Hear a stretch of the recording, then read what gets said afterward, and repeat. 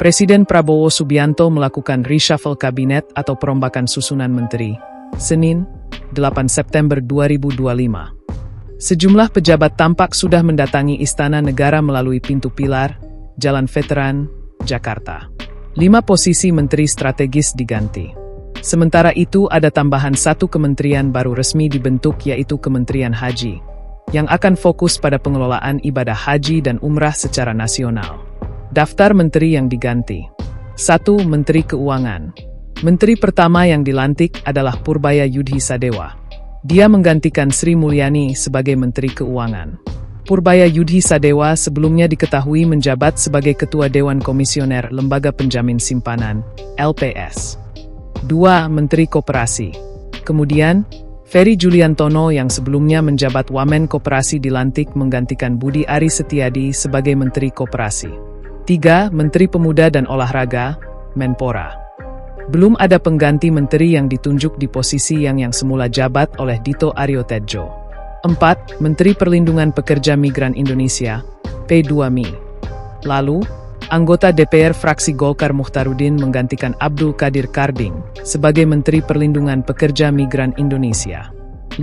Menteri Koordinator Bidang Politik dan Keamanan, Menko Polkam. Belum ada pengganti menteri yang ditunjuk di posisi yang semula dijabat oleh Budi Gunawan.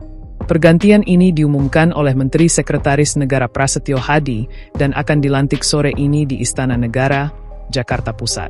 Menhan rangkap Menko Polhukam.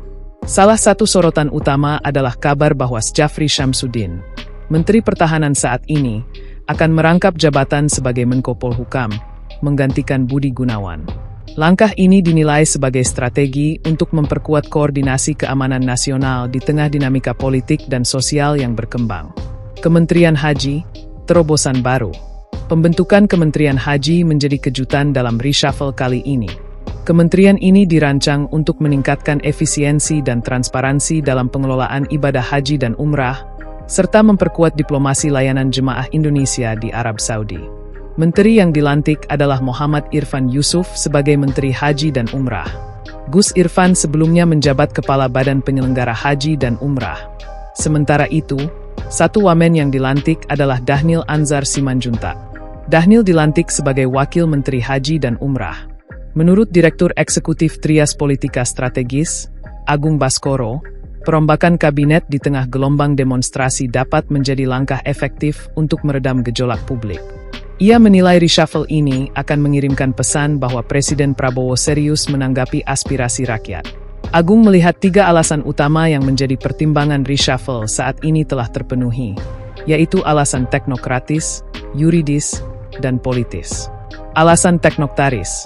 Usia Kabinet Merah Putih yang hampir 1 tahun menjadi dasar kuat bagi Presiden untuk mengevaluasi kinerja menteri.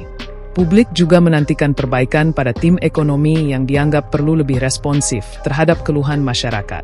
Saya kira dimensi teknokratis itulah yang akan mengemuka untuk mereshuffle kabinet ketika ada protes besar publik terhadap pemerintah, ujar Agung. Alasan yuridis, penangkapan Wakil Menteri Ketenagakerjaan, Immanuel Ebenezer, oleh KPK menjadi alasan kuat untuk segera mengisi kekosongan jabatan tersebut.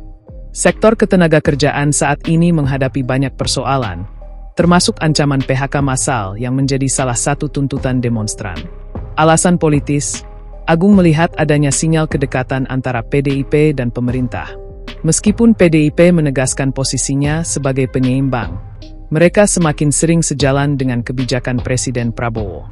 Kehadiran Ketua Umum Megawati Soekarnoputri dalam pertemuan dengan pimpinan parpol di Istana baru-baru ini semakin memperkuat indikasi ini.